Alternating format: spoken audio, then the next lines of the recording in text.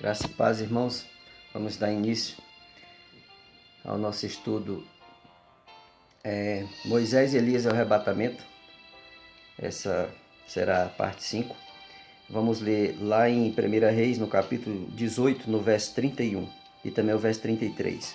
Tomou 12 pedras segundo o número das tribos dos filhos de Jacó, ao qual viera a palavra do Senhor, dizendo: Israel será o teu nome. 33. Então armou a lenha, dividiu o novilho em pedaços, pô-lo sobre a lenha. Então, Elias foi um homem que foi levantado aqui, nesse tempo aqui no reinado de Acabe, o pior rei de Israel, né, desde que foi despedaçado lá as 12 tribos, que Jeroboão foi o primeiro rei da casa de Israel, né, o reino de Efraim. Acabe foi o pior rei deles. Então aqui Deus vai e levanta Elias, o profeta Elias. E o profeta Elias já chega falando lá no capítulo 17. Então Elias, o tesbita dos moradores de Gileade, disse a Acabe: tão certo como vive o Senhor, Deus de Israel, perante cuja face estou, nem orvalho, nem chuva haverá nesses anos, segundo a minha palavra. Então guarda esse versículo aí, que a gente vai ver lá no Apocalipse o que tem a ver isso aqui. Então, o que acontece? Elias foi esse homem levantado nesse tempo e ele destruiu os altares lá de Baal e levantou o altar do Senhor e colocou ali 12 pedras simbolizando as 12 tribos e colocou também o novilho e o lenho simbolizando o sacrifício de Jesus na cruz. Então a gente já leu, a gente vai lá em Oséias e vê lá em Oséias 5, no verso 15, fala: irei, aqui é Jesus falando, no capítulo 5 de Oséias, no verso 15: irei e voltarei para o meu lugar, até que irei e voltarei para o meu lugar. João 14, ele fala assim: vou preparar lugar e volto para pegar a voz. Então é nessa vinda dele, no arrebatamento, que os filhos de Israel vão se converter. Está em Zacarias 12:10, Apocalipse 1:7. E aqui ele fala: até que se reconheçam culpado, busque a minha face, estando eles angustiados, cedo me buscarão, dizendo, : Aí, no capítulo 6 de Oséias, no verso 1, aí é Jesus falando para Oséias, Deus falando para Oséias, que o que Efraim e Judá viria falar e fazer no futuro, agora, nos dias que nós estamos vivendo. E aí, ele fala assim, vinde e tornaremos para o Senhor, porque ele nos despedaçou. Onde? Lá no capítulo 11 de 1 Reis, por causa do pecado de Salomão. E aí ele ainda fala mais: e nos sarará, fez a ferida. Foi feita a ferida onde? Na cruz do Calvário. Aí ele fala: fez a ferida e a ligará. Então aqui, lá através do sacrifício de Cristo na cruz, então Elias entendeu isso. Quando ele levantou o altar lá, ele entendeu isso. Ele tinha o profético, ele estava fazendo as coisas pensando, fazendo aquilo ali, mas o profético apontando para o futuro, para os nossos dias.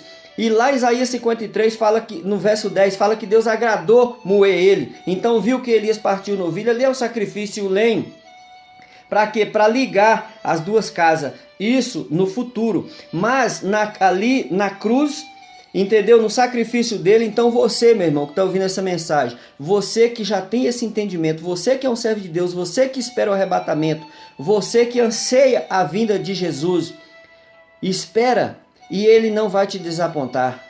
Mas compartilhe essa mensagem, dá um like, compartilhe, inscreva-se no canal, para que aqueles que ainda não conhecem o Senhor, aqueles que não sabe contar os dias, aquele que não sabe discernir a sua mão direita da esquerda, que essa mensagem chegue no coração dele e que fale ao coração dele, e que você se chegue a Cristo, porque ele está de braços abertos te esperando. Ele te ama, a sua alma para ele vale mais do que o mundo inteiro. Então isso foi o que ele fez na cruz do Calvário para todo aquele que nele crê.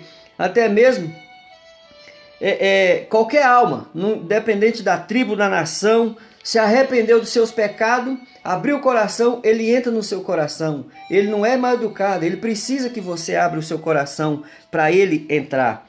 Então, nós vamos lá no Apocalipse, lá no a gente entender, capítulo 11, no verso 3. Fala assim, ó: darei as minhas duas testemunhas que profetizem por 1260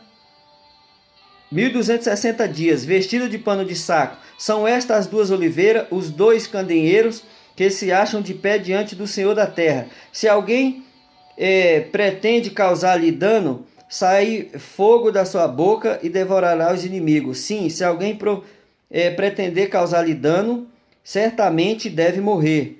Elas têm autoridade para fechar o céu, para que não chova durante os dias que profetizarem. Tem autoridade também sobre as águas, para convertê-la em sangue, bem como ferir a terra com toda a sorte de flagelo, tantas vezes quantas quiseram. Lembra lá de Elias, no capítulo 17, no verso 1, que veio a palavra do Senhor lá para ele dizendo... Então aqui, mas a gente vai voltar lá. Aqui, ó, no verso 3, darei poder a minha duas testemunhas que profetizo por 1260 dias. Aí você vai no Apocalipse 12, lá no verso 6.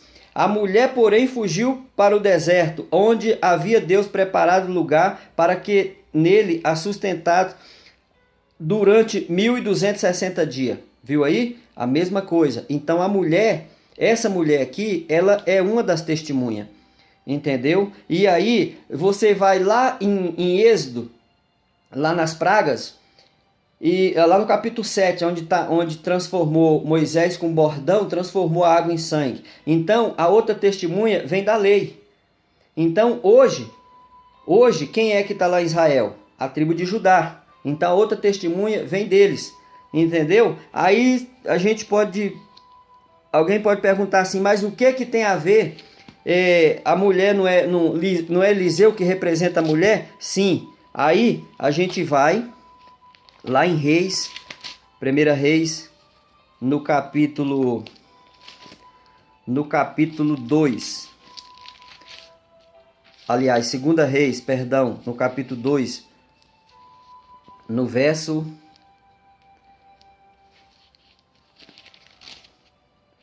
13. Fala assim, ó: então levantou o manto que Elias tinha deixado e voltando se pôs à borda do Jordão. Então, com que Elias fazia os milagres? Com o manto. Quer ver? No capítulo 2 ali, ó. No capítulo dele, então o manto que estava em Elias, ele ficou em Eliseu. Então, a palavra que Deus disse lá para Elias no capítulo 17, lá de 1 Reis,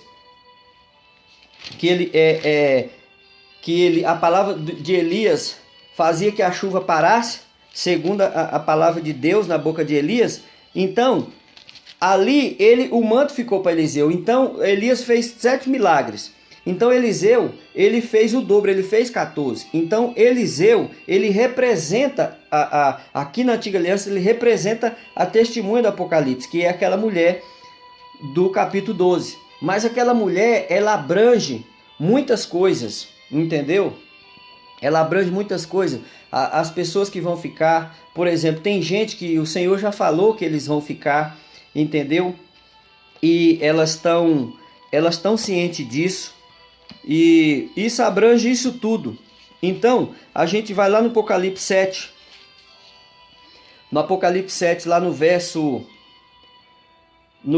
13, fala assim, ó: um dos anciãos tomou a palavra dizendo: estes que se veste de vestiduras brancas, quem são e de onde vieram? Respondi-lhe: meu senhor, tu sabes. Eles disse: são estes que vêm da grande tribulação, lavaram as suas vestiduras e alvejaram no sangue do Cordeiro.